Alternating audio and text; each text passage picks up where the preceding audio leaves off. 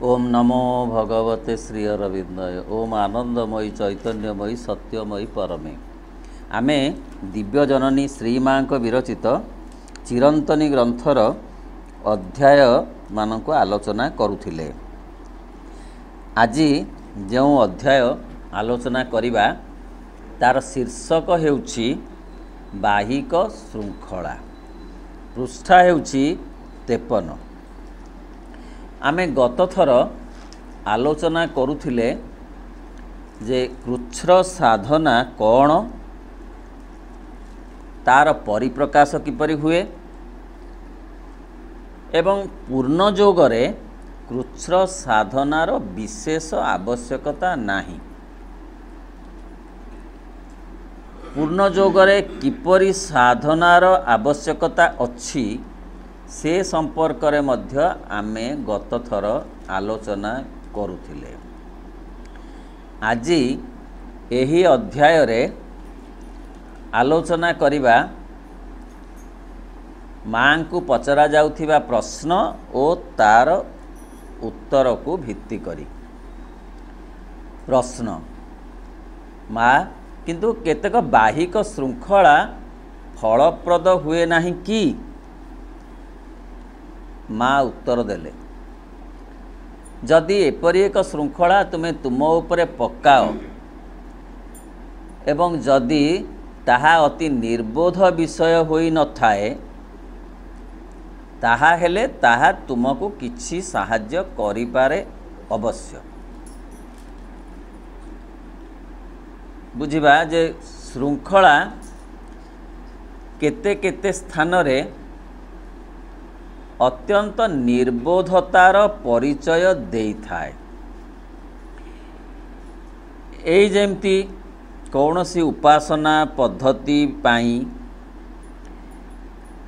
किछि किछि उपादानर आवश्यकता को गोटे निर्बोध श्रृंखला रे पकेई एतिकी फूल दरकार, एतिकी धूप दरकार, एतिकी दीप दरकार, एतिकी दीप नहेले हेई परिबो नाही पूजा, यही सब कहले यही जो श्रृंखला ये हूँ एक प्रकार निर्बोधतार परिचय।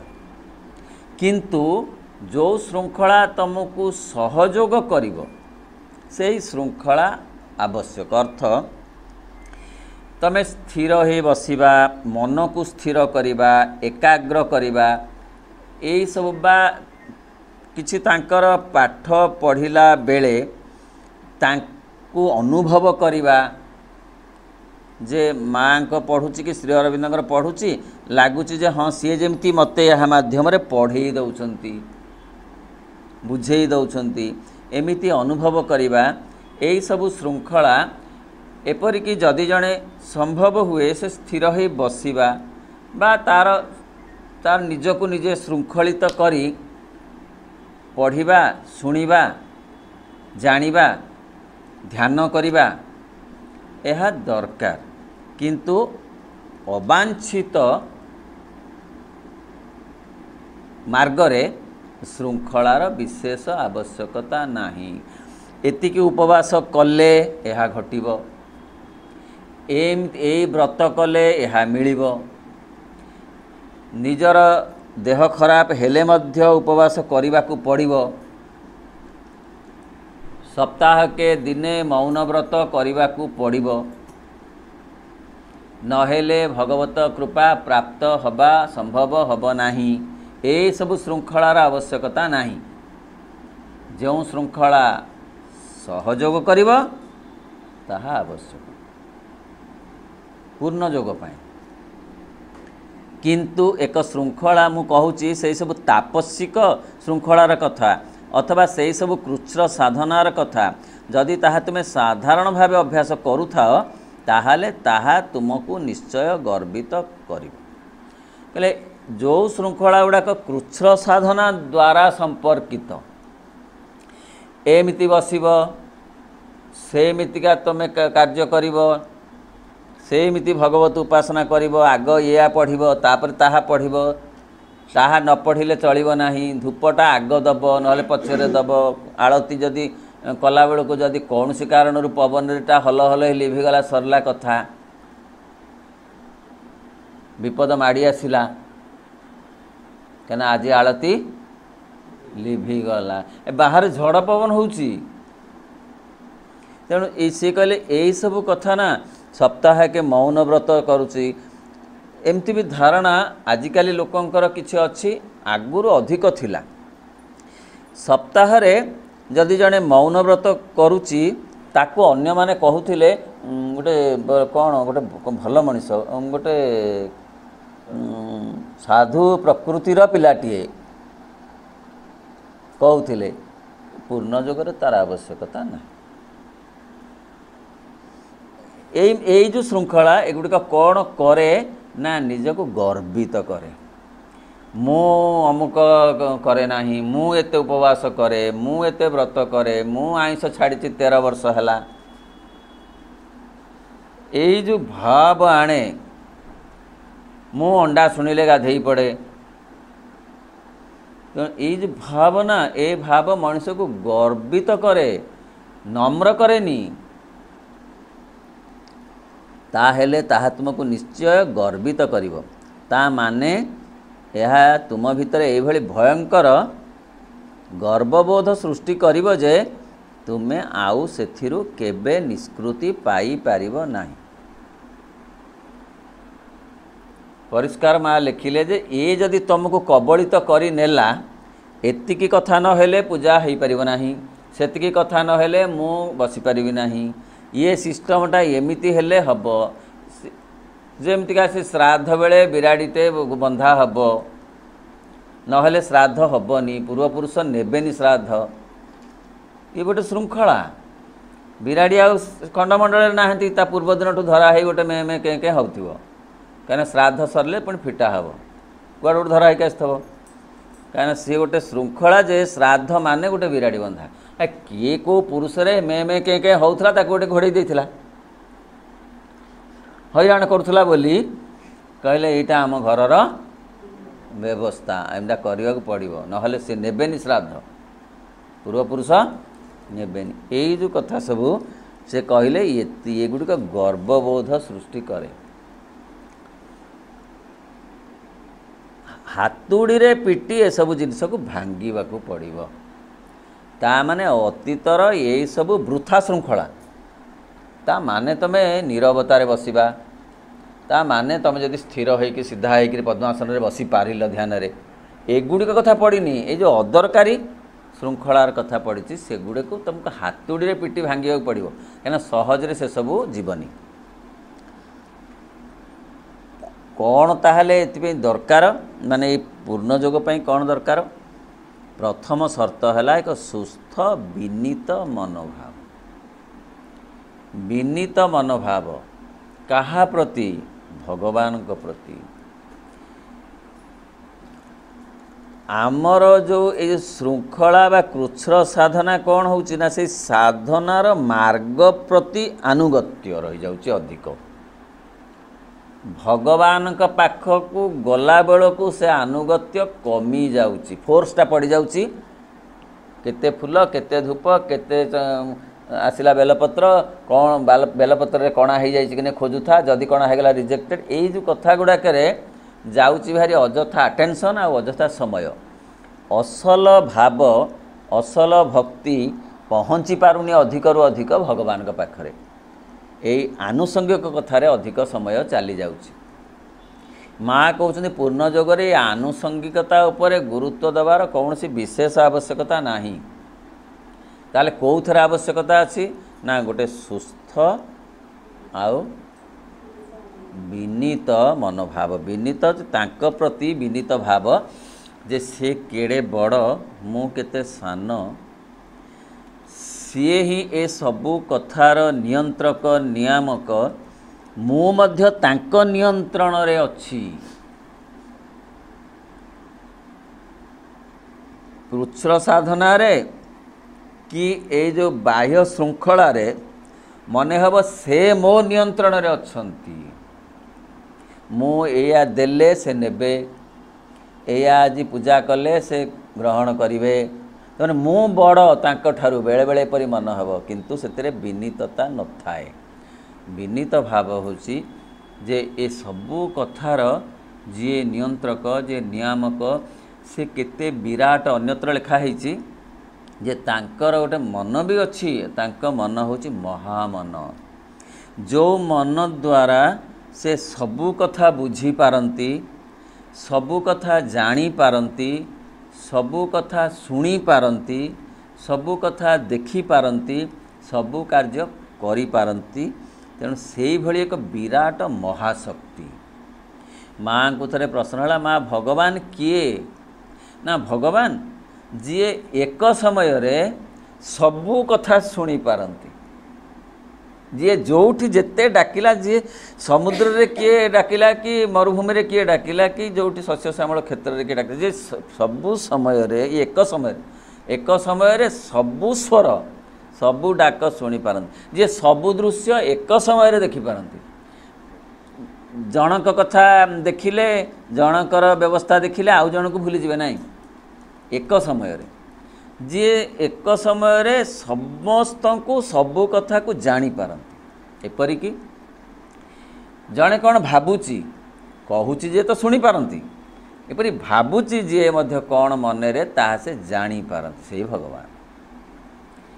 तेणु सी जो विराट महाशक्ति तांक पाखरे नई जीवारे ही प्रकृत भक्ति भाव अच्छी प्रकृत अनुगत्य तांकरी पाखरे ताहा हेउचे एक सुस्थ अनुगत्य ताहा एकांत आवश्यक। यही मनोभाव रे तुमे अनुभव करिबो जे जदि ईश्वरंक द्वारा रक्षित न होइछ पालित न होइछ साहाय्य प्राप्त न होइछ ज्ञानालोकित तो परिचालित न होइछ ताहले बुझ जे तुमे किछि बोली किछि नुहे। तमर जदि अनुभव होउची जे तुमे तुम माध्यम रे बंचिना हो तुमे तुम बंधु बांधव द्वारा बंचिना हो तुमे राजनीति द्वारा बंचिना हो तुमे अर्थ द्वारा बंचिना हो तुमे क्षमता द्वारा बंचिना हो ताहले कोउथरे बंचित भगवत कृपा द्वारा बंचिछ बा तुमे ही जहाँ पाइच जेतिकी बाट आसीच ए सब तांक कृपारु संभव हो। जदि एहीपरि मनोभाव आसुथिबो एहीपरि आत्मविश्वास थिबो ताहले जानी हबो जे तुमे जीवनर सार्थकता को टिके अनुभव करने को समर्थ होइछ तांक द्वारा सुरक्षित होई अछ जदि ए कथा तमे अनुभव करि पारिबो सुरक्षित है कि अछ। श्री अरविंद कहउछंती अन्यत्र जे दिने दिनक भितरे आमे केते समय कटेइलु सुरक्षार सहित आउ केते समय मनरे देहरे प्राणरे असुरक्षित हेलु तार हिसाब कले जानी हब जे सुरक्षार समय अधिक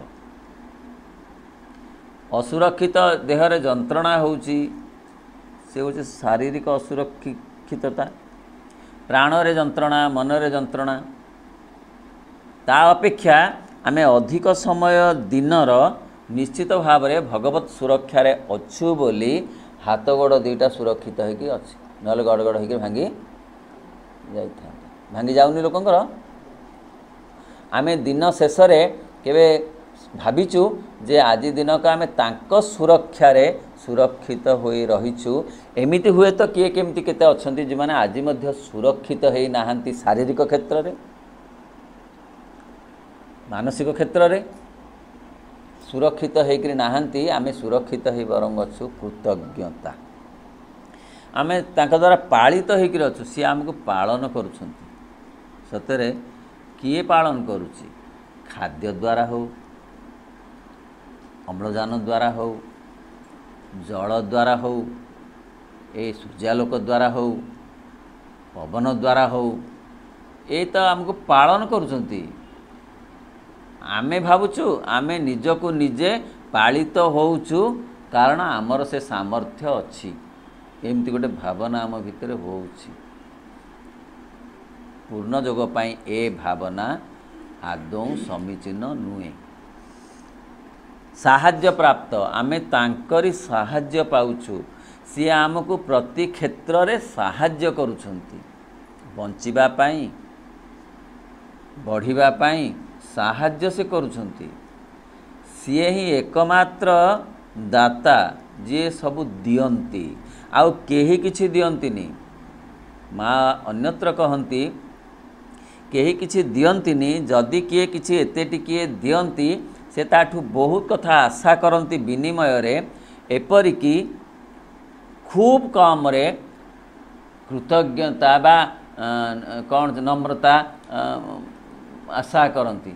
बुझी होछ ना टिकिए कौन देले से चाहती जा हो आपण पाखे मु ऋणी एतिकी शुणती मिनिमम तापर तो कौन दियंती से तो अलग कथा एते टिके देले से एते टिके आनिक देई न देले तांको मन भलो लागिवो नाही से तो वस्तु कथा अति कम रे जे मु आपण पाखे चिर ऋणी कारण मोर चप्पल हजिगला आपण मते चप्पल टे पिंधिबाकू केते समय पाई देइथिले गाड़ीटा टिके मते देइथिले मु टिके चलेइकरी मो कार्यटा करिदेली मु आपण भाई चिर ऋणी। ए कथा आमे चाहूँ तो शुणा किंतु केही नुहे से सबू दियंती। ज्ञानालोकित सी जेति चेतना देइचंती सी देइचंती गुरु का माध्यम रे हो पितामाता का माध्यम रे हो सांगसाथी का माध्यम रे हो माध्यम अलग कथा किंतु दाता किए दाता सी आ परिचालित न होइछ तांक द्वारा मु परिचालित होउची सी ही मते परिचालना करूछंती। जोथि कहा जाउची जे हे प्रभु तमे मते परिचालना कर मो जीवन तमरी द्वारा परिचालित हेउ। तुम्हें जितेबले यह अनुभव कर केवल मन द्वारा बुझा कथा मु कहू ना से कथाटी तुम्हें तुम शरीर भितर भी अनुभव करुथा खाली मनरे नुहे शरीर रे अर्थ जीवन भितर प्रति मुहूर्त कारण शरीर द्वारा ही अनुभवटा अधिक स्थूल हुए वास्तव हुए अधिक स्थायी होइक रहे। तेणु शरीर खाली मन द्वारा मन कौन हुए मन भारी भोलाटाइल तो मन सेइले भावी नब तापर पुणी उड़ीज किंतु शरीरर अनुभवटा आउ टिके अधिक समय लगी रहे ताहले जाई तुम विज्ञ हेबाकू आरंभ करिवो ता पूर्वरु नुहे।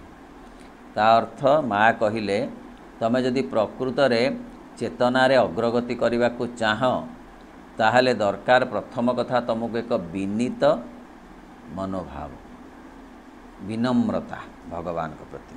द्वितीय कथा होची कृतज्ञता बोध जे से मते रक्षा करुछंती से मते पालन करुछंती से मते ज्ञानालोक दौछंती से मते साहाय्य करुछंती से मते परिचालना भी करुछंती से एतिकी हेले तुमर चेतनार टिकिए अभिवृद्धि हबा पाई सुजोग मिलिबो। तापरे देखिबा ता पर अध्याय जहार शीर्षक हेउछि यथार्थ नम्रता अर्थ जहाँ आमे चर्चा करुथिले सेही कथाटी को आउ टिके भल भाबरे माँ एही परिच्छेद रे बा ये अध्याय रे बुझेई दैछंती। पृष्ठा होउछि 54 विषयर शीर्षक हेउछि यथार्थ नम्रता। माँ को प्रश्न माँ विनम्र हेबार ठीक ओ भूल बाट कौन ए विनम्रताटा कौन माँ उत्तर देले यह अति सहज जेतेबेले काहाकू कुहा जाए विनीत हुओ सेतेबेले हुए तो से सांगे सांगे भाभी निए मते अन्य मनीष आगरे विनीत हेबाकू कुहा जाउछि किंतु से प्रकार विनम्रता भूल। यथार्थ विनम्रता हेउछि ईश्वरंक पाखे विनम्रता कहले आमे जेपरि भाव रे बुझीछु जो कथा गुड़िक से कथा गुड़िक पूर्ण जोगरे टिके अलगा भाव बुझा हम। विनम्रतार गोटे पारंपरिक अर्थ होउची जे मनीष पाखरे नम्र हुआ। जहाँ आगरू कहा जाइची जे तरोरीव सहिष्णुना तृणादपि सुनीचेन अमानेय मान देय। तेणु यही कथा सबू कर बोलिक आगरू कहुई। कौन कहुई ना तरु भलिया सहिष्णु हब। तृणादपि सुनीचेन जे गोटे तृण भलिया अति नीचरे निम्नरे पाद तले दली हो जिबा हेले मध्य मन दुख करिब नाही। और अमानय मान जो माने कि मान्यता प्राप्त हबार योग्य नुहंती ताकू मध्य तुमे मान्यता दब। ये होची पुरुणा विनम्रता। माँ कहउछंती नहीं यह विनम्रता नुहे। अन्य लोक टिके सहयोग कला बोली भगवान तांक द्वारा सहयोग कले बोली विचार करी तांकू धन्यवाद दे पार, साधुवाद दे पार, श्रद्धा करि पार, किंतु कृतज्ञता जणैब भगवान को से माध्यम रूप से XYZ द्वारा मते सहयोग करैले बा कले। तेणु मनीष आगरे विनीत हवा कथा पूर्ण जोगरे पड़ी नाही। बरं कहा जाइछि श्री अरविंद कहउछंती तुमे जहा तुमे सेया बोली निजको विचार कर, कम नुहे कि अधिक नुहे। तृणादेपी सुनिचन नुहे कि मु गोटे विराट बरगछुटे ता भी नुह। तुमे जहा तुमे निजको सेया बोली विचार कर। मते मनीष आगरे विनीत हवा कह किंतु से प्रकार विनम्रता भूल। यथार्थ विनम्रता हेउची ईश्वरंक पाखे विनम्रता। अर्थ कृतज्ञता न आसिले भल पाइबा आसेनी। जहाँ को कहा जाउची जे प्रेम बोली प्रेम कोठू ना गोटे भावरू सृष्टि हब। से भावटा कौन? से भावटा होची गोटे कृतज्ञतार भाव, सदिच्छार भाव, शुभेच्छार भाव। गोटे भाव तरंग भितरे सृष्टि हेले जाई ताहारू आसिब प्रेम। तेणु भगवान को प्रति जदि गोटे भाव आसिब कृतज्ञता बोधरू ताले सेथिरु आसिब प्रेम। कृतज्ञता बोध आसिबा पाई भगवान को निकटरे बहु कथा रहिछि। पवन जदि से नाक पाखरे देई न थांते ताहले 2 मिनिट 1.5 मिनिट रे प्राण छाड़ी जाता। ताले कृतज्ञता काहाकू? रजांकू ना मंत्री की? जदि से देई न थांते जल धारा ताहले ए शरीरर जल सुखी जाता। सेतिपाई कृतज्ञता केही व्यक्ति को केड़े बड़ वैज्ञानिक को मध्य दबार आवश्यकता नहीं। से जो बोध विचार करिवार विश्लेषण करिवार जो बोध आलोक जदि सूर्यंक द्वारा देई न थांते ताहले चलचंचलता आसी न थांता, सामर्थ्य आसी न थांता, शक्ति आसी न थांता, प्रेरणा आसी न थांता, ए सब किछि आसी न थांता। तेणु ए सबु कथा पाई सीए ही नमस्य। तेणु तांक प्रति जो प्रेम भाव से कृतज्ञता बोधरु ही आसीबो। सबु सीए देइचंती, सबु जाक देइचंती। दृश्य देइचंती देखिबा पाई, स्वाद देइचंती चाखिबा पाई, ध्वनि देइचंती कौन पाई? सुनिबा पाई। ए सब देइचंती सीए। आमे कहूचु जे ना ये सब आमे पाई जाइचु तो केमिति समस्ते पाइचंती आमे पाइचु आमे कौन अलगा? समस्त देहरे पवन बाजु ना खाली मोरी देहरे जे मुई कृतज्ञ हेबी ଏ ସମସ୍ତେ ହେଉନାହାନ୍ତି।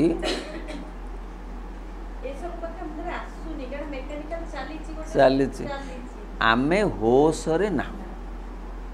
ଗୋଟିଏ ଛୋଟିଆ ବାକ୍ୟ ମାନେ ଆମେ ବୋଲେ ଆମ କଥା ପଡ଼ିନି ମ, କେହି ହୋସରେ ନାହାନ୍ତି, ସମସ୍ତେ ବେହୋସ। ତେଣୁ ଭଗବାନଙ୍କ କଥା ପଚାରେ କିଏ? କେଡ଼େ କେଡ଼େ କଥା ତ ଭାବି ହେଉନି। ଏ ପ୍ରକାର ବିନମ୍ରତା ହେଉଛି ଖୁବ୍ ସୁନିର୍ଦ୍ଦିଷ୍ଟ, ସଠିକ ଏବଂ ଜୀବନ୍ତ ବୋଧ, ଏଗୁଡ଼ା ଲିଭିଂ ଫ୍ୟାକ୍ଟ। ଏଇ କୃତଜ୍ଞତା ଯଦି ନ ଆସିବ ଜମାରୁ ଭଗବତ ପ୍ରେମ ଆସିବନି। ହୁଳୁହୁଳିରେ ଘଣ୍ଟିରେ ରହିବ। ସିଏ ଘଣ୍ଟି ଥାତ ଜନ୍ମ ବଜେଇଲେ ଏମିତି କିଛି ହେବନି, କିଛି ନୁହେଁ। ସେ ହେଉଛି ମାନସିକ ସନ୍ତୋଷ, କେବଳ ଆତ୍ମସନ୍ତୋଷ ନୁହେଁ, ଏଇଟା ମାନସିକ ସନ୍ତୋଷ।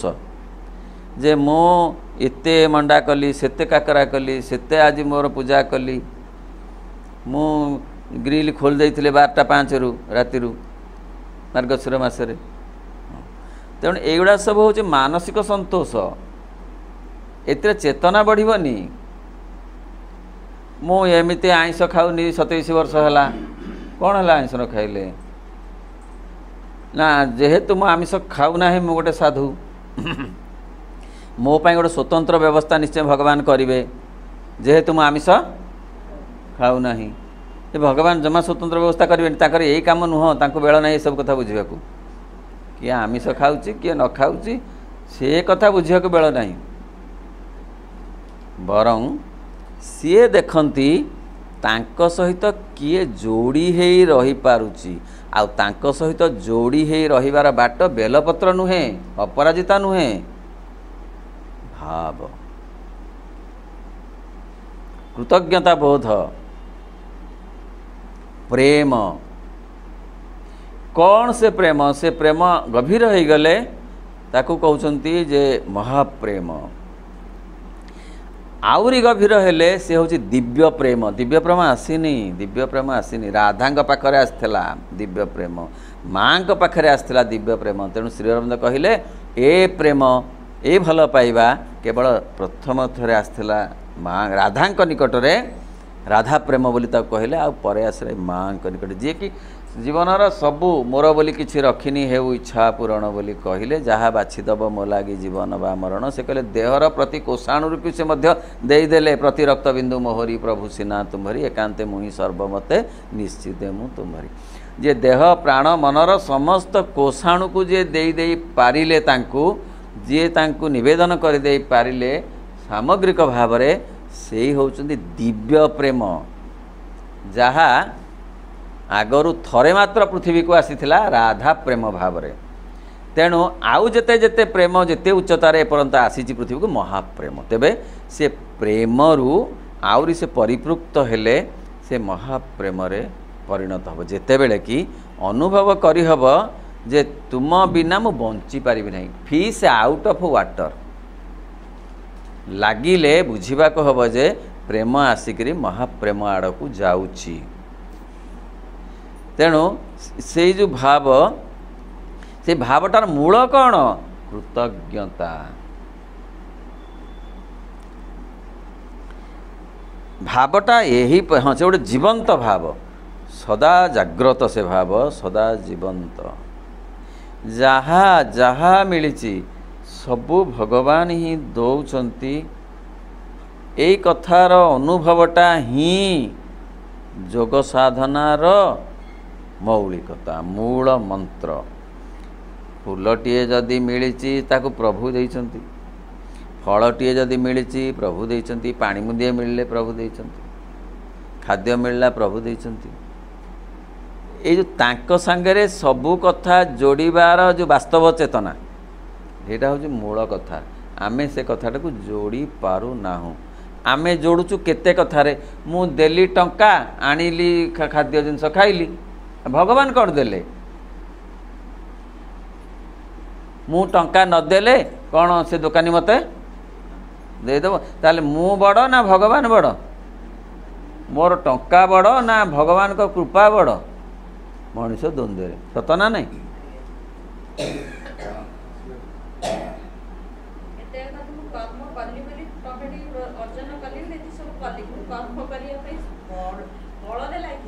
हाँ तेणु सबू भितरे तार प्रच्छद पटरे जीए अच्छी ताकू देखिबा शुणिबा जानिबा होउची असल जीवनर सार्थकता अर्थ सी जीए से कथाटी करिची जो खाद्यटी जे प्रस्तुत करिची से कहा द्वारा माने किए ता द्वारा करैची कहा शक्ति ता द्वारा ए कामटी करैची मते जे टंकाटी देइची ताकू विनिमय करबाकू सी किए द्वितीय श्रेणी पढ़ला बेले तो दे नथिला मते मु पाई नथिली ओ आउ का माध्यम रे देइथला पिता माता माध्यम रे देइथला वर्तमान दौची चाकरी माध्यम रे पेंशन माध्यम रे दौची किए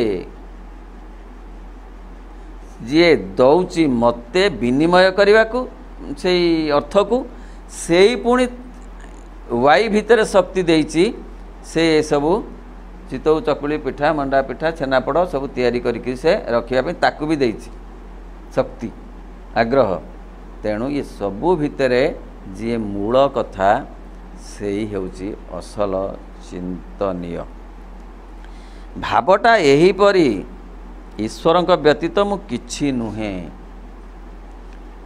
मु किछि करि परिबि नाही मु किछि बुझी परिबि नाही बुझिबा ए कथाटी यही होची असल विनम्रता ये होची कृतज्ञता आसीबार मूल मंत्र होची विनम्रता विनम्रतारु आसीबो कृतज्ञता कृतज्ञतारु आसीबो भाव भावरु आसीबो प्रेम प्रेमरु आसीबो महाप्रेम तेणु मूल कथाटी हेलाणी जे आम भितर जो विनम्र भाव कौन ना मु किछि करि पारिबि नाही मु किछि जानी नाही केड़े केड़े वैज्ञानिक कहले आइंस्टाइन जे मु ये जो ज्ञानर जो उत्ताल तरंगमाला युक्त सागर अछि मु ता कूलरू मात्र एतिकी टिके बालीगरडा संग्रह करिछि न्यूटन ताहा कहले आइंस्टाइन भी ताहा कहले अर्थ इते ज्ञानर भंडार पड़िछि जहाको केड़े केड़े वैज्ञानिक मध्य पूर्ण भाव रे पारी हेई नाहंती तेणु आमे जदि कहिबा जे आमे सबु जानिचु ताहले ताहा भूल हबो सेथिरे आदौ आसीबो नाही विनम्रता बोध सत्प्रेम को माँ कहले when you discover that you can not do anything when you discover that you have no capacity when you discover that you are so petty and mean and stupid well oh Lord I thank you so much how good you are to show me all this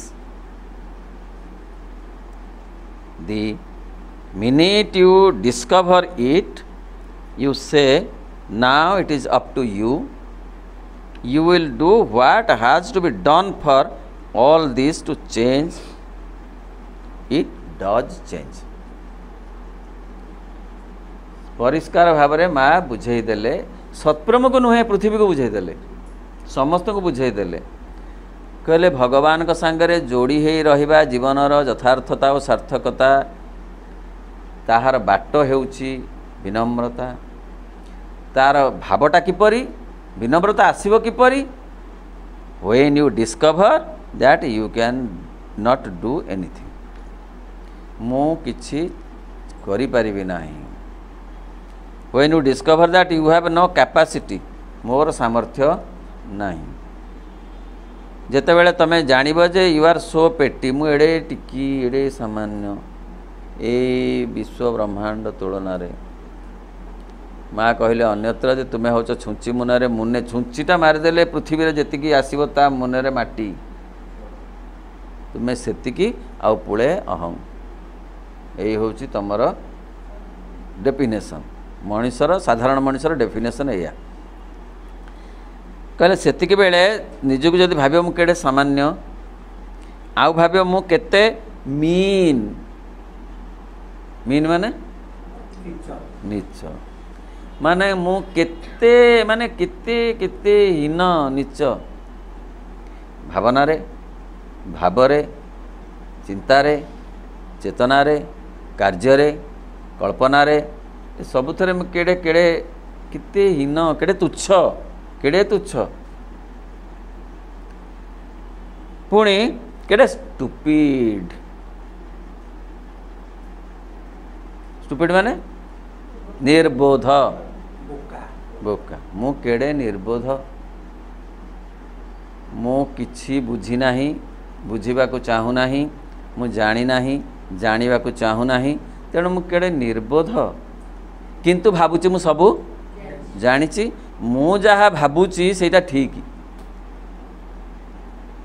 मु जहा जानिची सेटा ठीक तेणु मु केड़े निर्बोध एई भाव आसिले ही विनम्रता आसियो आउ सेते बेले कहिबा को हबा well oh Lord I thank you so much how good you are to show me all this मते एते कथा जणैल मु स्टुपिड बोली मु एडे हीन बोली मु एडे सामान्य बोली मु एडे तुच्छ बोली मते जणैल I thank you मु तुमको सेथि पाए कि धन्यवाद जणाउछि the minute you discover it एतिकी जो मिनिट रे तमे अनुभव करि जीव अनुभव you say now it is up to you you माने तुम कौन क्या को भगवान को जो अप टू यू मो दायित्व तुमर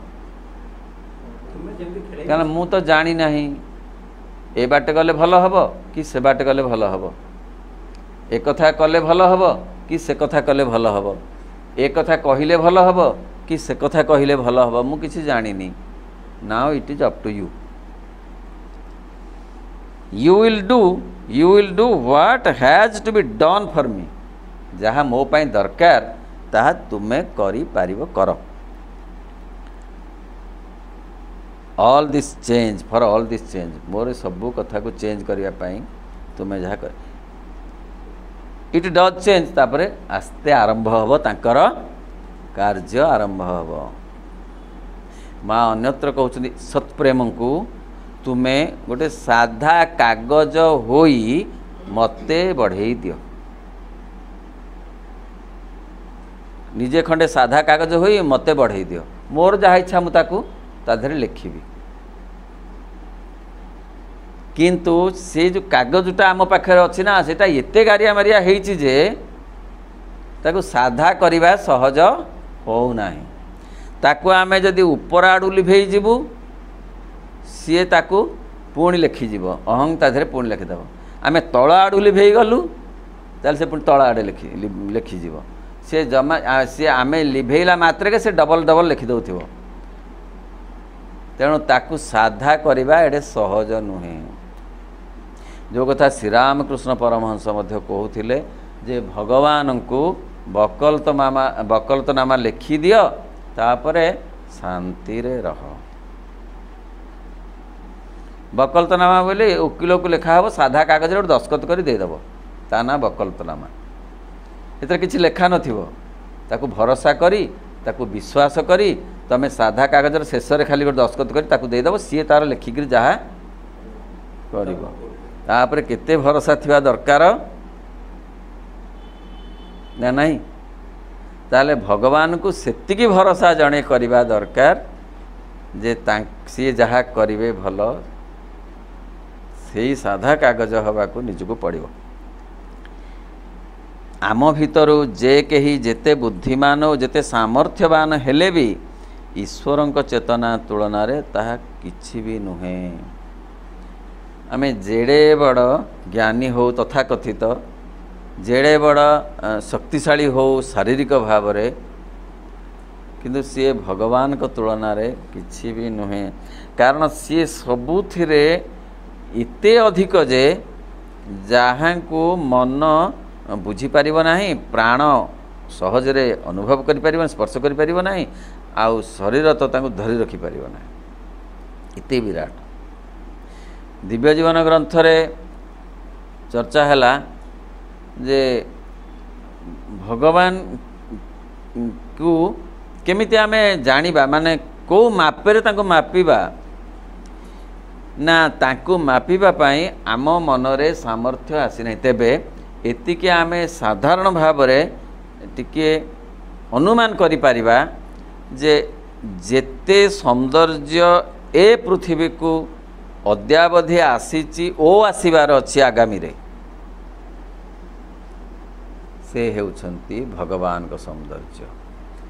ବୁଝିହେଲାନି?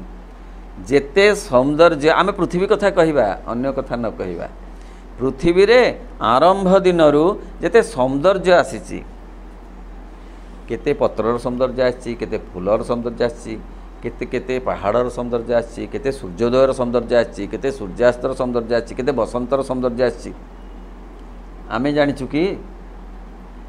ଆରମ୍ଭରୁ ଯେତେ ଆସିଛି ବର୍ତ୍ତମାନ ଯେତିକି ଅଛି ଆଉ ଯେତେ ଭବିଷ୍ୟତରେ ଆସିବ ଏ ସବୁ ସୌନ୍ଦର୍ଯ୍ୟ ଯାକକୁ ଅନୁମାନ କରାଯାଇପାରେ ସେ ହେଉଛି ଭଗବାନଙ୍କ ସୌନ୍ଦର୍ଯ୍ୟ। ଆମେ କିନ୍ତୁ ବର୍ତ୍ତମାନ ସୌନ୍ଦର୍ଯ୍ୟର ଯେଉଁ ଛାଞ୍ଚରେ ତାଙ୍କୁ ପକେଇ ଦେଲେ ବି ତାହା ଯଥେଷ୍ଟ ନୁହେଁ। ଯେଉଁଥିପାଇଁ କୁହାଗଲା ଯେ ସିଏ ଉପନିଷଦରେ କୁହାଗଲା ଏକହୋମ ବହୁଶ୍ୟାମ ପ୍ରଜାୟତେ ଅର୍ଥ ମୁଁ ଏକ ଥିଲି ବହୁରେ ନିଜକୁ ପରିଣତ କଲି। ଉପନିଷଦରେ ଆର ବାଗରେ ଲେଖା ହେଲା ଯେ ଏକ ଯଦି ବହୁ ହେଲେ ତାହେଲେ ବହୁ ଗୁଡ଼ାକ ମିଶାଇ ଦେଲେ ତ ଏକ ହେଇଯିବେ। ଯଦି 10 2 + 3 + 4 ଏମିତି ହେଇକି ଯଦି ହେଲା ଭାଙ୍ଗି ଭାଙ୍ଗି ଗଲା ତାହେଲେ ତ ସିଆଡ଼ୁ ମିଶାଇ ଦେଲେ ପୁଣି 10 ହେଇଯିବ। ନା ନା ହେବେ ନାହିଁ, ସେଇଆ ସେ ନୁହେଁ। ସେ ଭାଇସ୍ ଭର୍ସା ନୁହନ୍ତି ଭଗବାନ। ଇଆଡ଼ୁ ଭାଙ୍ଗିଦେଲେ ଯେମିତି ସିଆଡ଼ୁ ମିଶାଇ ଦେଲେ ସେମିତିକା ନାହିଁ। କାରଣ ଆମେ ଯେତିକି ମିଶାଇବୁ ତାହା ବର୍ତ୍ତମାନର ମିଶାଇବୁ ହୁଏତ ଯେଡ଼େ ବଡ଼ ସୌନ୍ଦର୍ଯ୍ୟ ପ୍ରିୟ ଏସ୍ଥେଟିକ୍ ହେଉ ସିଏ ଯେତିକି ଦେଖିଛି ସୌନ୍ଦର୍ଯ୍ୟ ତାକୁ ସେ ମିଶାଇ ଦେବ କହିବ ମୁଁ ସବୁ ଏତେ ଦେଖିଛି ସୌନ୍ଦର୍ଯ୍ୟ ତାକୁ ମିଶାଇ ଦେଲେ ତ ଭଗବାନ ସୌନ୍ଦର୍ଯ୍ୟ। ଭଗବାନ ସେଡ଼ିକି ସୁନ୍ଦର ନାହିଁ। କେତେ ଆଗରୁ ଯାଇଛି ସୌନ୍ଦର୍ଯ୍ୟ ଆମେ ଦେଖିନୁ। କେତେ ସୌନ୍ଦର୍ଯ୍ୟ ଆସିବ ଆମେ ଦେଖିପାରିବୁ ନାହିଁ। ଏ ସବୁ ମିଶେଇଲେ ଭଗବାନଙ୍କ ସୌନ୍ଦର୍ଯ୍ୟ। ନା ବଳ ବଳୁଆ ଲୋକକୁ ମୁଁ ଦେଖିଛି ଆମ ଗାଁରେ ଦେଖିନି ତାରି ବଳକୁ 4-5 ଗୁଣ 10 ଗୁଣ କରିଦେଲେ ଭଗବାନ ବଳୁଆ ହେଇଥିବ କେମିତି ଆଉ କ'ଣ ନାହିଁ। ଯେତେ ବଳୁଆ ଲୋକ ଯେତେ ବଳ ଆସିଛି ଏ ପୃଥିବୀକୁ ଆମେ ଜାଣିନୁ ଆଜି ପର୍ଯ୍ୟନ୍ତ। ଆଜିକି ଏଇ କଥାଟା ହିସାବ କରୁଛୁ ହୁଏତ କେତେ ଆସିବ ଶକ୍ତି ବଳ କେତେ ବଳୁଆ ଲୋକ ଆସିବେ ବଳ ଆମେ ତାହା ଜାଣିନାହୁଁ। ତେଣୁ ଭଗବାନଙ୍କ ବଳ କଳନା କରିବାର ସାମର୍ଥ୍ୟ ଆମର ନାହିଁ। ଖାଲି ଏଇ କଥା ନୁହେଁ ସବୁ କଥା ସେପରି ଜ୍ଞାନ ଦୃଷ୍ଟିରୁ ଯାହା ହେଲେ ବି ତେଣୁ ଭଗବାନ ଏତେ ବିରାଟ ଯେ ତାଙ୍କୁ ମଣିଷ ମନ କଳ୍ପନା କରିପାରିବ ନାହିଁ।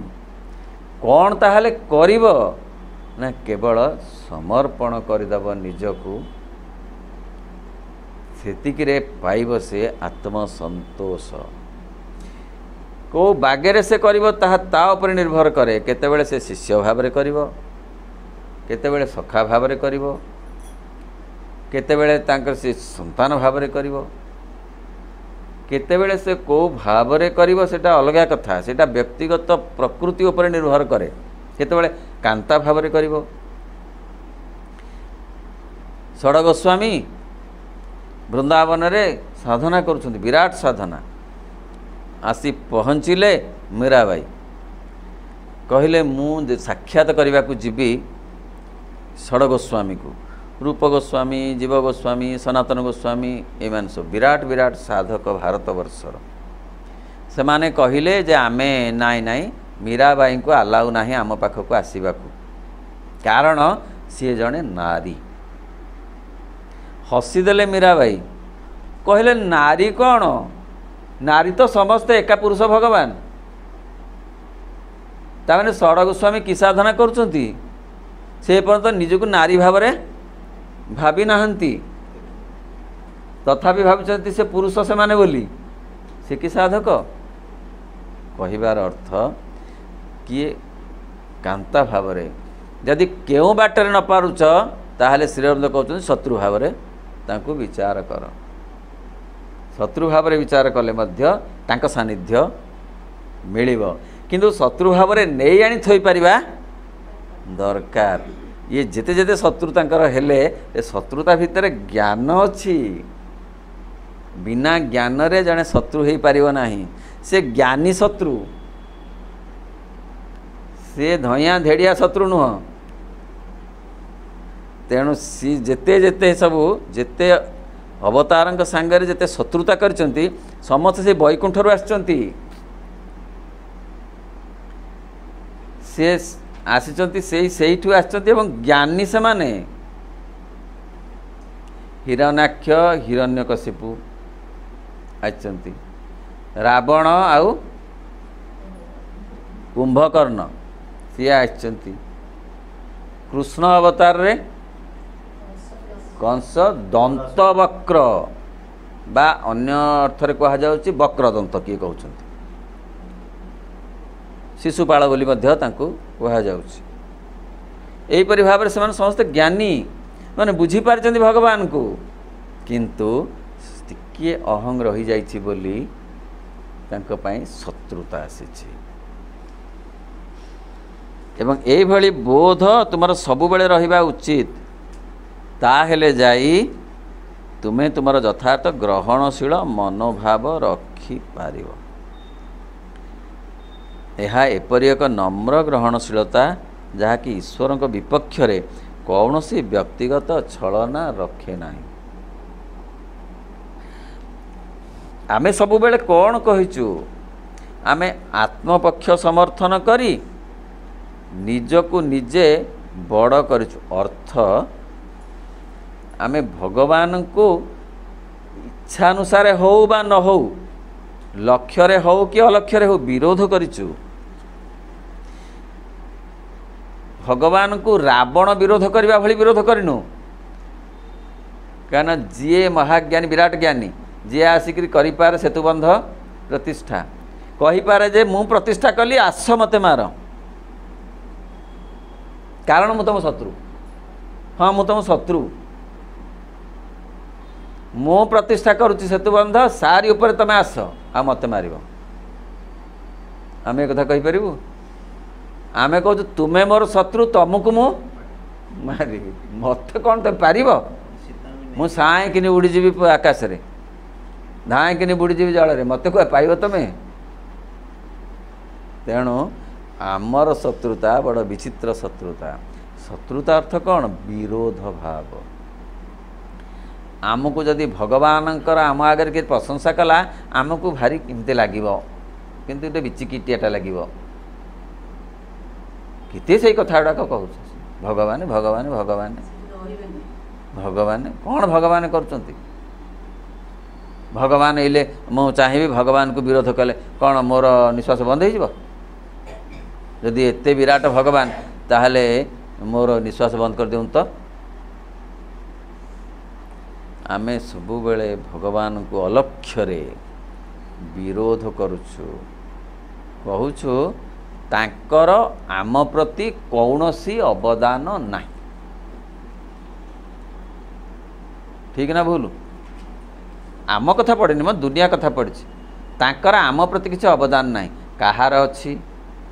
ନା ସାର୍ମାନଙ୍କର ଅଛି, ପିତାମାତାଙ୍କର ଅଛି, ଧନର ଅଛି, ଚାକିରିର ଅଛି, କ୍ଷମତାର ଅଛି, ଯଶର ଅଛି, ଓଗୁଡ଼ାକର ଅବଦାନ ଆମ ପ୍ରତି ଅଛି।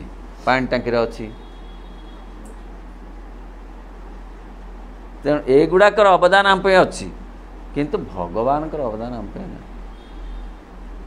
ଭଗବାନ ନଥିଲେ ଆମେ ଚଳିଯିବୁ, କିନ୍ତୁ ଏଇସବୁ କଥା ଗୁଡ଼ାକ ନଥିଲେ ଆମର ପେନସନ୍ ନଥିବ, ଚାକିରି ନଥିବ, କି ଆମର ଖାଇବାକୁ ସୁବିଧା ନଥିବ, ପିନ୍ଧିବାକୁ ନଥିବ, ଆମେ ଚଳିପାରିବୁନି। ତେଣୁ ଭଗବାନ ବଡ଼ ନା ଇଏ ବଡ଼?